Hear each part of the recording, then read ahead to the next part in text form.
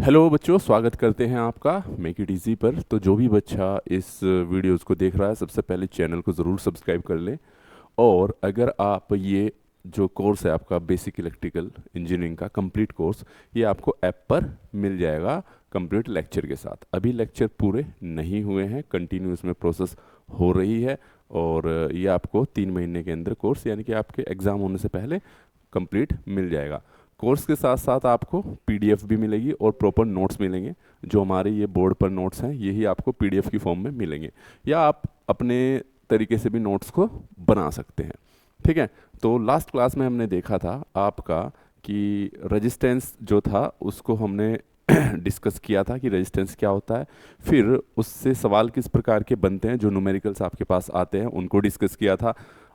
Last वाली class में हमने देखा था कि वायर को खींच कर यानी कि स्ट्रेच करके उसमें रेजिस्टेंस में कितना चेंज हो रहा है। तो आज के कुछ सवाल देखेंगे हमने, जिसमें हम कंप्रेस वाले क्वेश्चंस को देखेंगे, क्योंकि स्ट्रेच वाले तो कर लिए थे हमने। अब कंप्रेस का क्या इफेक्ट पड़ता है आपका रेजिस्टेंस पर। और दूसरा ये देखेंगे कि जहाँ पर वॉल्यूम सेम रहता है वहाँ पर किस प्रकार का फॉर्मूला लगता है, और जहाँ पर वॉल्यूम सेम नहीं रहता है वहाँ पर किस प्रकार का लगेगा। उस वाले क्वेश्चन में हम क्या करेंगे। ठीक है। फिर इसके बाद हम टेम्परेचर इफेक्ट पे जाएंगे कि जो रेजिस्टेंस पे पड़ता है। ठीक है। तो 2 से 3 लेक्चर लगेंगे आपके रेजिस्टेंस को फिनिश होने में। और उसके बाद आपको पता है इंडक्टर है, कैपेसिटेंस है, टॉपिक वाइज आपके सिलेबस के आधार पर ही चीज़ें चलेंगी। ठीक है। तो चलिए स्टार्ट करते हैं क्वेश्चंस को। क्वेश्चन है आपके पास, जैसे कि देखिए लास्ट वाली क्लास में हमने देखा था भाई कि कॉपर को हम क्या कर लेंगे, वायर थी उसको खींच रहे थे, तो हमने देखा था कि अगर मैं उसे 2 टाइम्स इंक्रीज कर रहा हूँ तो रेजिस्टेंस आपका 4 टाइम हो रहा था, 3 टाइम्स कर रहा हूँ तो 9 टाइम्स हो रहा था। लेकिन वो किस में था, आपका वॉल्यूम सेम रहना चाहिए। तो ऐसे ही इसमें है, सेम चीज़ें हमें बस जो क्वेश्चंस में कह रहा हूँ उस चीज़ का ध्यान रखना है, और जो फॉर्मूला मैंने बताया था उसका इंपॉर्टेंट तरीके से ध्यान रखना है। इसने बोला है कि a copper wire is so compress so that its length reduced by half. What is the change in its resistance? इसने बोला कि भाई कोई वायर है मेरे पास, उसको मैंने इस प्रकार से कंप्रेस किया कि उसकी जो लेंथ है वो आधी हो गई, और तो इसके नए रेजिस्टेंस क्या होगा।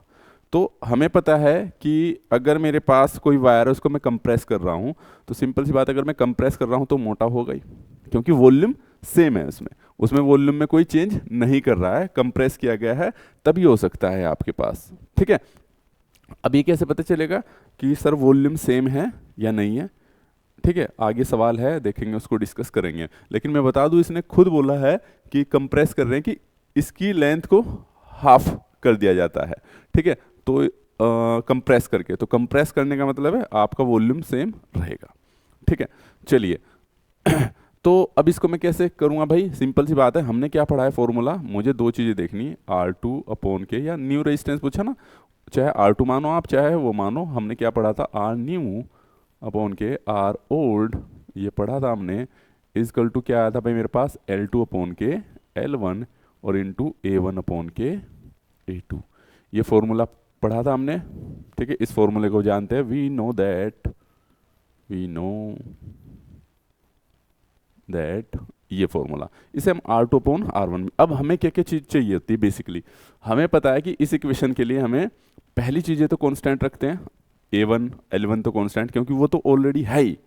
ठीक है। हमें 2 चीज़ें चाहिए होती है कि L2 में क्या चेंज हुआ उसी की वैल्यू लिखते हैं ना हम, और साथ में A2 में, यानी कि आपके पास जो चेंज होने के बाद रेजिस्टेंस ले रहे थे ना हम, चाहे वो इंक्रीज हो रहा है या डिक्रीज हो रहा, उसी केस में लेते थे हम। ठीक है। तो नया रेजिस्टेंस क्या होगा, L2 और A2 चाहिए हमें। तो इसने देखो क्या बोला है कि इसकी लेंथ को इसने क्या कर दिया है भाई, आधा कर दिया है। ठीक है। तो चलिए लेंथ को आधा कर दिया, तो सिंपल सी बात है, L2 क्या हो गया मेरे पास, 2L1, सॉरी आधा कर दिया ना, तो L1/2 हो गया। ठीक है। अगर लेंथ आधी हुई है तो क्रॉस सेक्शन एरिया डबल हो जाएगा। अगर आपको ये चीज़ नहीं भी आती तो यहाँ से कर सकते हो आप, A1 L1 सेम वॉल्यूम के लिए A2 L2। तो हमें यहाँ क्या निकालना है, A2 निकालना है। तो सिंपल सी बात है, A1 L1 is equal to A2 निकालना है, L2 की वैल्यू क्या है, L1/2। तो L1 से L1 कैंसिल, और A2 इजकल टू क्या हो जाएगा मेरे पास, 2A1। तो इससे क्या पता चल गया कि मेरा जो क्रॉस सेक्शन एरिया है ये 2 टाइम्स इंक्रीज हुआ। कितना? 2 टाइम। भाई आपने लेंथ आधी की है उसकी, तो क्रॉस सेक्शन एरिया तो उसका इंक्रीज होगा क्योंकि वॉल्यूम सेम है आपका। ठीक है, तो ये चीज़ें होगी आपके पास। अब मेरे पास ये यानी कि यहाँ पे मैं लिख दूँ इसको 2a1 हो जाएगा ये चीज़ें। अब ये दोनों चीज़ें आ गई मेरे पास, क्या मैं इसको इसमें रख दूँ? अब दोनों की वैल्यू इसमें पुट कर दो इक्वेशंस में, तो आर न्यू रेजिस्टेंस क्या हो जाएगा? आर ओल्ड, यानी कि जो पुराना था, R2/R1 भी लिख सकते हो, आपकी चॉइस है। ठीक है, हाँ, तो L2 की वैल्यू क्या है मेरे पास? L1 बाय, तो 2 नीचे आएगा, L1 है ही, इंटू A1। ठीक है, A2 की वैल्यू क्या है मेरे पास? 2A1, A1 से A1, L1 से L1, तो आर न्यू इजकल टू यहाँ पे क्या आ गया? 1/4 इजकल टू इंटू, सॉरी ये आर ओल्ड यहाँ पे चल जाएगा, या आर ओल्ड। यानी कि मैं बोल सकता हूँ आपके पास में कितना चेंज आएगा? रेजिस्टेंस आपका 4 गुना कम हो जाएगा, 4 टाइम्स क्या हो जाएगा? कम हो जाएगा। ठीक है, तो रिड्यूस 4 टाइम। ठीक है, तो पहले अगर वो 40 ओम का होगा तो इस बार 10 ओम का ही होगा। वैल्यू भी दे सकता है कि पहले रेजिस्टेंस की वैल्यू 40 ओम है और हमने उसकी लेंथ को आधा कर दिया है इस प्रकार से कि उसके वॉल्यूम में कोई बदलाव ना हो, तो रेजिस्टेंस बताइए। ठीक है, तो जैसे ही मेरे पास ये, तो इसने बोला था 2 टाइम्स, है ना। इसी प्रकार से मैं बोल सकता हूँ कि भाई अगर मेरे पास एन टाइप होता तो सिंपल सी बात है, 2 की जगह 3 भी आ सकता है, 4 भी आ सकता है, 5, 6, 7, कितने भी टाइम्स के रेजिस्टेंस आ सकते हैं, मतलब कि कितने टाइम्स हम उसको रिड्यूस कर रहे हैं। ठीक है, तो यानी कि ये वाला फॉर्मूला क्या लगेगा? ये तो ओल्ड आ गया आपके पास, तो यहीं से एक फॉर्मूला निकलता है। अगर मैं एन टाइप्स इफ, ठीक है, मैं लिख देता हूं इफ एन टाइम, ठीक है, रिड्यूस हो रही है आपकी क्या? Length. If an time reduce, ठीक है, रिड्यूस लेंथ।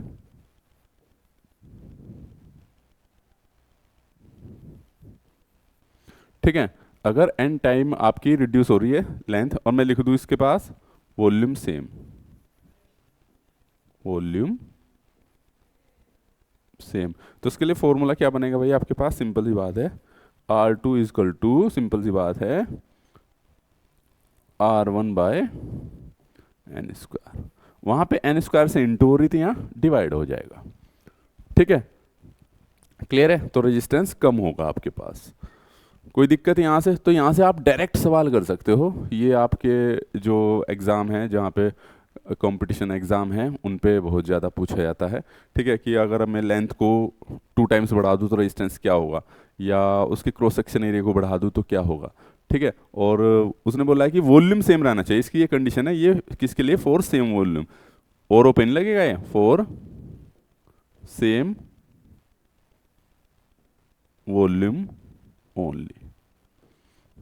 ठीक है, सेम वॉल्यूम पे लगेगा, ये अदर पे नहीं लगेगा। क्लियर है भाई?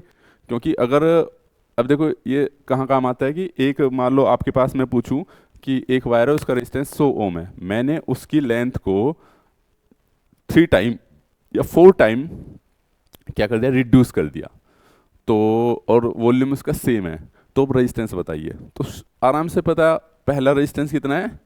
100 ओम। कितने टाइम बढ़ाया भाई उसने? रिड्यूस किया मैंने, जो लिया मैंने 4 टाइम, तो 4 का स्क्वायर कर दो, 4 का स्क्वायर कर दो, तो 100/16, ये नया रेजिस्टेंस होगा। ठीक है, लेकिन ये क्या बोलते हैं, ये कहाँ आते हैं आपके काम? जहाँ पे हम MCQ करते हैं।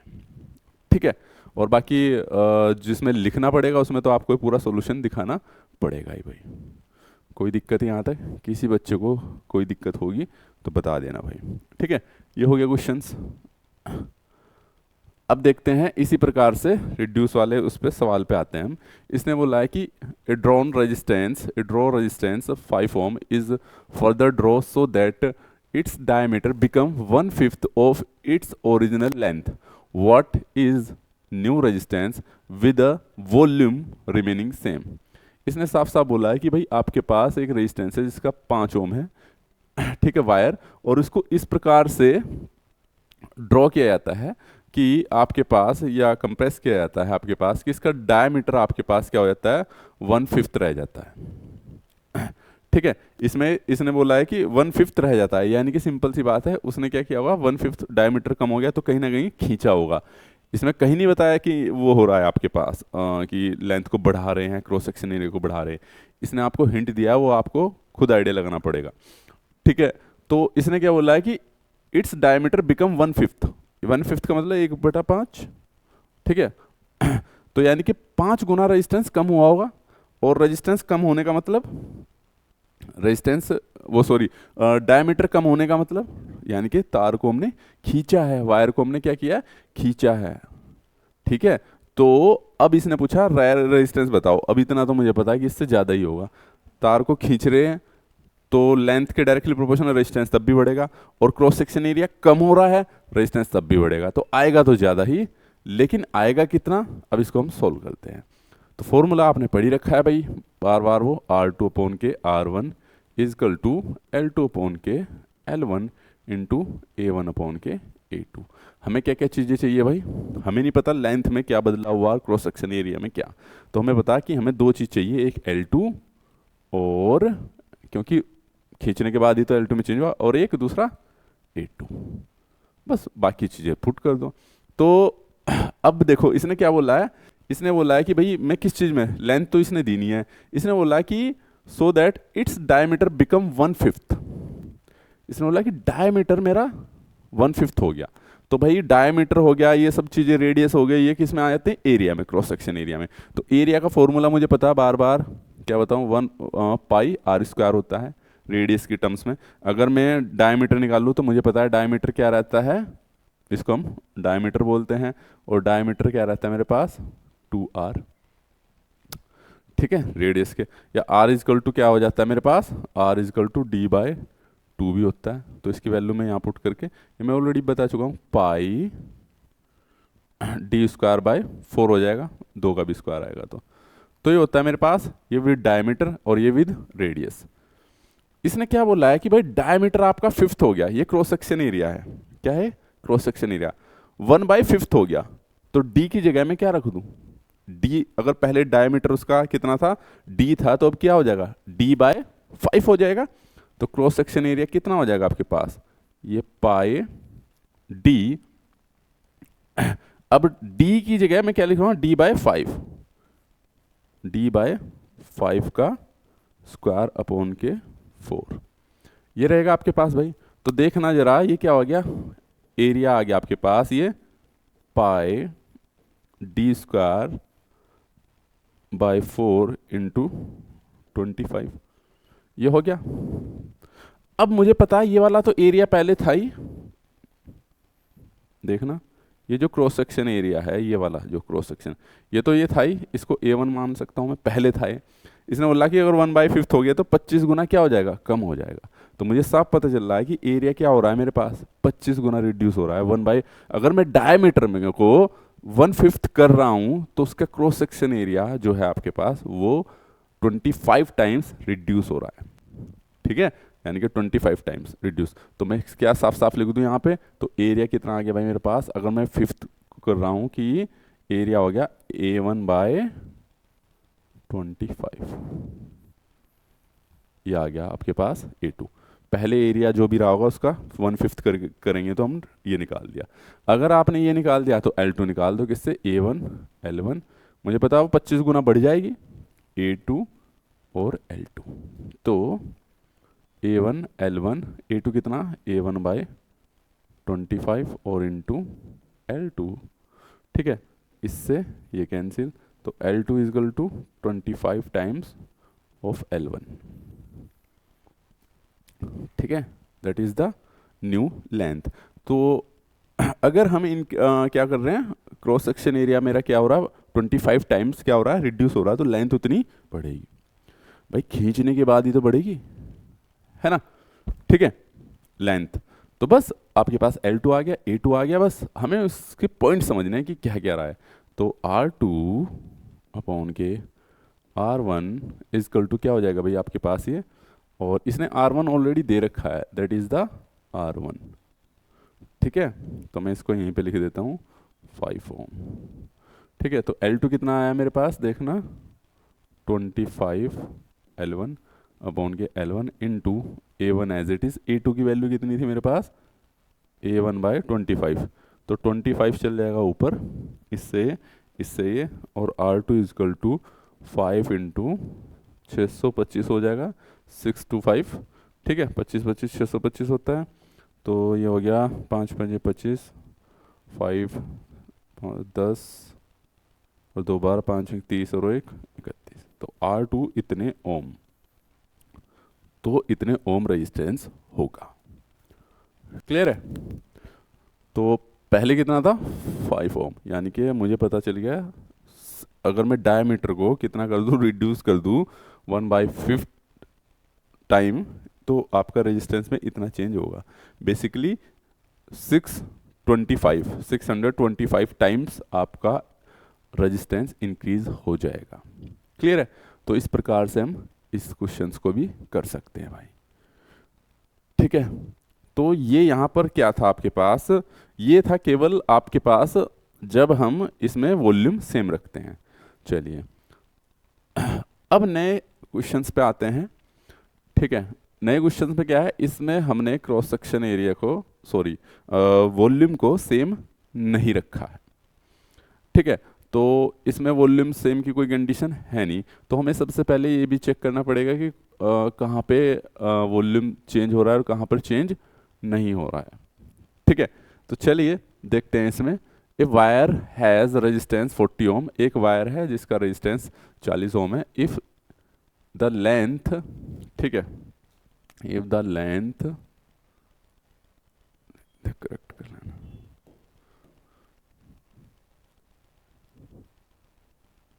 ठीक है, if the length increase 5 times and cross section area increase 4 times, what will be the new resistance. ठीक है भाई, तो अब देखना इसने क्या बोला है हमें, इसने बोला भाई हमें पता है कि R2 अपॉन के R1 इजकल टू होता है L2 अपॉन के L1 इंटू A1 अपॉन के A2। ठीक है, इसने बोला है कि भाई लेंथ को इंक्रीज कर दिया मैंने 5 times, L2 is equal to 5 times, तो 5 L1 हो गया। क्रॉस, अब देखो इसने बताया नहीं भाई, लेंथ को इंक्रीज कर दिया और इसने बोला है कि क्रॉस सेक्शन एरिया इंक्रीज। हमें पता है कि अगर मैं लेंथ को इंक्रीज करूंगा, अगर मैं वॉल्यूम सेम वाला तो खींच के अगर इंक्रीज करूंगा तो क्रॉस सेक्शन एरिया रिड्यूस होगा, और इसने साफ साफ बोला है यहाँ पे कि क्रॉस सेक्शन एरिया इंक्रीज, तो क्रॉस सेक्शन एरिया भी इंक्रीज, यानी कि इसमें मैटर हमने खींच के कंप्रेस करके नहीं किया इसको। ठीक है, स्ट्रेच नहीं किया और ना कंप्रेस किया, यानी कि हमने कुछ और चीज़ की है। कुछ और कैसे भाई, मान लो मेरे पास ये वायर है, ठीक है, इसको मुझे 5 मीटर लेंथ बढ़ानी है, तो ठीक है लो भाई 5 मीटर में इसको लेंथ बढ़ा दे रहा हूँ, और तार ऐड कर दो। अच्छा, क्रॉस सेक्शन एरिया 4 गुना बढ़ाना, लो भाई बढ़ा दो, अलग से लो 4 गुना और बढ़ा दो। तो यानी कि हमने इसका वॉल्यूम चेंज कर दिया, मटेरियल सेम नहीं रहा, हमने एक्स्ट्रा कुछ ऐड किया है इसमें। क्लियर है? तो यानी कि यहाँ पर सेम वॉल्यूम वाला, अगर हम उसके n² वाले फॉर्मूले में जाए, चाहे मल्टीपल हो चाहे डिवाइड हो, वो वाला नहीं लगेगा, हमें अलग से ही इसमें निकालना पड़ेगा। तो अगर ये, यानी कि अब इसको इस प्रकार से चेंज किया गया है एक्स्ट्रा ऐड करके या घटा के, व्हाटएवर। ठीक है, तो A2 भी क्या हो जाएगा भाई, इसने क्रॉस सेक्शन एरिया कितना 4 टाइम, 4 टाइम बढ़ा दिया, तो 4A1 वैल्यू इसमें पुट कर दो, तो R2 अपॉन के R1, L2 कितना है 5, तो R1 को भाई ये R1 यहाँ आ जाएगा इनटू, इसमें मैं R1 यहाँ कर दूँ, तो R1 कितना था 40। ठीक है, ये R1 यहाँ आ जाएगा 40, और L2 की 5 L1, ठीक है, अपॉन के L1 और इनटू A1 अपॉन के 4 A1, इससे कैंसिल, इससे कैंसिल, और इससे 4 से 4 10 जा 40, तो R2 इजकल टू कितना आ गया आपके पास 50 ओम, 50 ओम आंसर। तो ऐसे केस में हमारे पास ये 50 ओम आंसर हो गया। ठीक है, तो इसमें वॉल्यूम सेम नहीं था, बाकी में वॉल्यूम सेम था। अगर वॉल्यूम सेम वाला आता है आपको, तो वॉल्यूम सेम में ये है कि बस आपके पास ये वाले फॉर्मूले लग जाते हैं कि आपको यहाँ से डायरेक्ट आंसर मिल जाता है।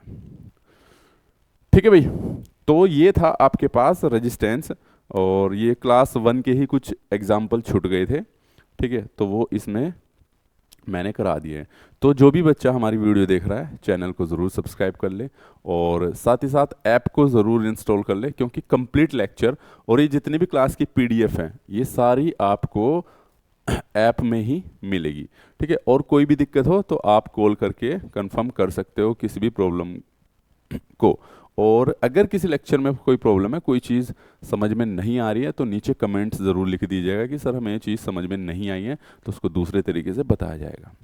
ठीक है, तो बाकी आपके जितने भी यूनिवर्सिटी के ओल्ड पेपर हैं वो भी मैं सोल्व कराऊंगा। ठीक है, एक मुझे पता है आप लोग जागोगे भी तभी जब एग्ज़ाम सर पे आ जाएंगे, लेकिन जितना मुझे पढ़ाना है इस सेमेस्टर का या इस साल का, ठीक है, उसमें आपका इतना टाइम तो चाहिए कि आपको एक सेमेस्टर तो चाहिए, तो मुझे तो अभी से कंटिन्यू लगना पड़ेगा भाई। ठीक है, क्योंकि मैं तो 1-2 रात में नहीं पढ़ा सकता हूँ, है ना। ठीक है, तो आपको एक प्रॉपर नोट्स मिलेंगे, और मैंने बता दिया अभी क्या बोलते हैं जो कोर्स है आपका, आप जितने बच्चे हैं फर्स्ट ईयर के, अगर बीटेक फर्स्ट ईयर के जो भी बच्चे देख रहे हैं, तो जिस भी यूनिवर्सिटी के हों आप, ठीक है, तो उस यूनिवर्सिटी का कमेंट ज़रूर कर दीजिएगा कि सर हमारा जो कोर्स है इस वाली यूनिवर्सिटी का ज़रूर बना दें, तो उसी की यूनिवर्सिटी के हिसाब से बना दिया जाएगा।